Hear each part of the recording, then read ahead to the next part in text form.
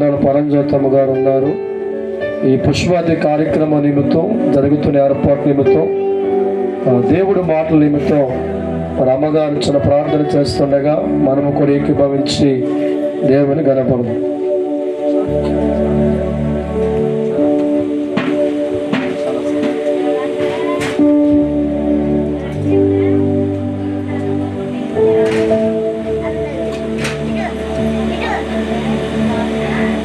మహోన్నతుడా, జయముగల దేవ, కృప కలిగిన తండ్రి, నీకు వందనాలు సంవత్సరాలు చెల్లించుకుంటున్నామయ్యా.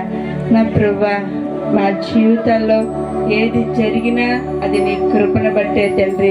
నువ్వు కృప చూపించిపోతే, నువ్వు నాయన మమ్మల్ని కరుణించిపోతే మేమే పట్టవాళ్ళం తండ్రి. జయముగల దేవ, మరి ఈ బిడ్డని మీరు జ్ఞాపకం చేసుకుని ఉన్నందుకు వందనాలు చెల్లించుకుంటున్నాం తండ్రి.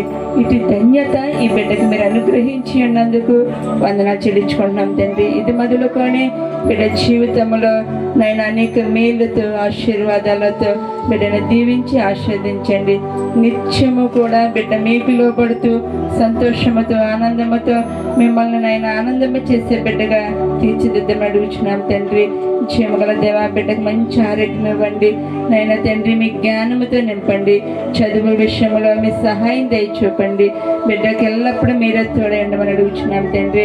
నైనా తల్లిదండ్రులను దీవించండి, ఆశీర్వదించండి ప్రభా. తల్లిదండ్రులకి మంచి పేరు తెచ్చే బిడ్డగా, మిమ్మల్ని ఘనపరిచే బిడ్డగా బిడ్డను దీవించి ఆశీర్వదించమని అడుగుచున్నాం తండ్రి.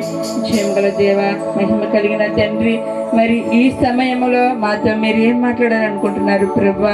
నైనా క్షేమగల దేవ, మీ సేవకులను మరుగుపరిచి మీరే నిలబడి బిడ్డని దీవించి ఆశీర్వదించమని యేసు పరిశుద్ధనామమున అడుగుచున్నాం తండ్రి.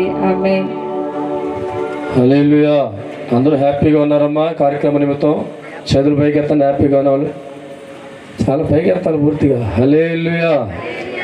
ఆత్మతో చిన్న పాట ప్రేరేపణ ద్వారా